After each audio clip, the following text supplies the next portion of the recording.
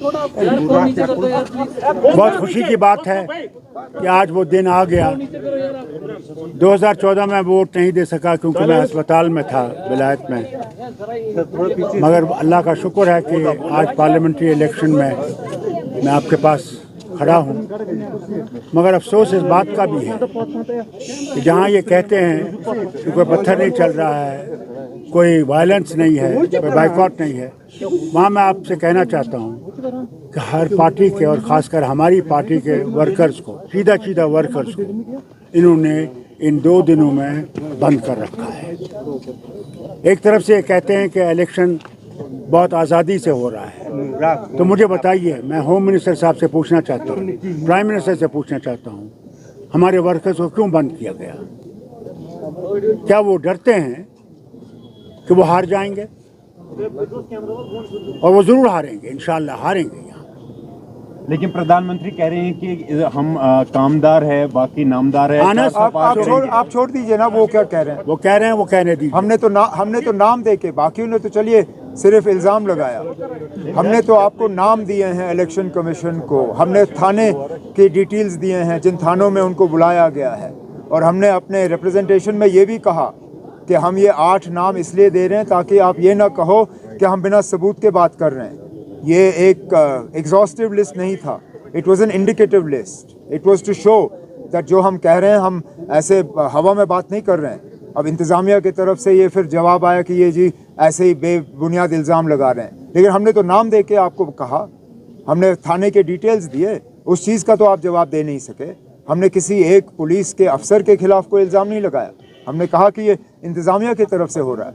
और लगातार बहुत सी कॉन्स्टिट्यूंसी से जो है ये रिपोर्टें आई, यहाँ तक कि मेरे जो पोलिंग एजेंट्स और बाकी थे वो इतने डरे हुए थे रात को कि उनको पता नहीं कहाँ बुला के बंद किया जाएगा। कई सारे तो या तो दोस्तों या रिश्तेदारों के घर में सोए, कुछ तो उनमें से ऐसे हैं जो अपनी गाड़ियों में सोए थे रात को, वो घर वापस नहीं गए। अगर यही इनका आज़ादाना तरीका इलेक्शन है तो फिर ये अपने घर में रखें इसको। डॉक्टर साहब, आपका एक देरीना तजुर्बा है, ये चीज़ आपने पहले भी देखी है। जो कल नेशनल कॉन्फ्रेंस का एक स्टेटमेंट आया था, अगर इलेक्शन कराना ही नहीं था फिर तो पहले ही क्लियर कर दे कि किनको जिताना है। यही तो मुसीबत है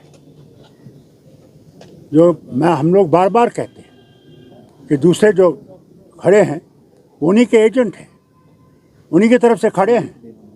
आज लोग उनको दिखा देंगे कि कौन यहाँ पे है, कौन नहीं है। कर लें जो करना है, फिर तो लोगों का भरोसा उठता है। लेकिन होता है, जरूर उठेगा। पार्टी भी इसी तरह की एलिगेशंस लगा रहे हैं कि उनके वर्कर्स को। मैं आपसे कह रहा हूँ ना, यही तो मुसीबत है। अपनी पार्टी के तरफ से इस तरह के इल्ज़ाम लगाना तो मजाक की बात है, क्योंकि ये किया ही जा रहा है उनको फ़ायदा पहुंचाने के लिए। और है कौन मरकज़ की तरफ से इलेक्शन लड़ने के लिए? और ज़रा बताएं कौन से वर्कर? मैं फिर ये बात दोहराता हूँ ना, हमने तो कम से कम आपको नाम दिए, थानों के डिटेल्स दिए, वो ज़रा बताएं कौन है और किस थाने में लिया गया। अब चलिए, जो हुआ सो हुआ, रात गई बात गई, आज नया दिन है। अब उम्मीद करते हैं कि हमारे वर्करों को इस तरह तंग नहीं किया जाएगा। आज हम पोलिंग बूथ के बाहर खड़े हैं, हमने अपने वोट का इस्तेमाल किया। हमारे साथ 2 फर्स्ट टाइम वोटर हैं जो पहली मर्तबा वोट डाल रहे हैं। ये पहली बार है कि हमारी फैमिली की 3 पीढ़ियाँ जो हैं एक साथ वोट डालने आए। मैं यही उम्मीद करूँगा कि बाकी जगहों में भी इसी तरह अपने जमहूरी हक़ का जो है वोटर इस्तेमाल करें।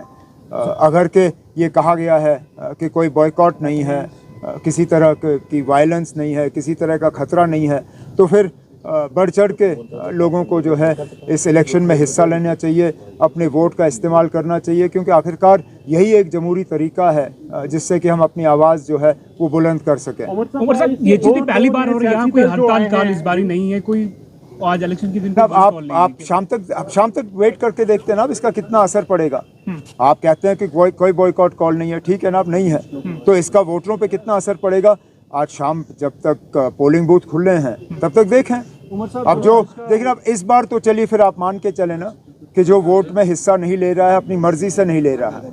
अब कितने वोटर जो हैं पुलवामा ज़िले में, शुपियाँ असम्बली हल्के से, श्रीनगर से जो हैं, कितने वोटर अपने वोट का इस्तेमाल करते हैं, उसके लिए हमें वेट करना पड़ेगा।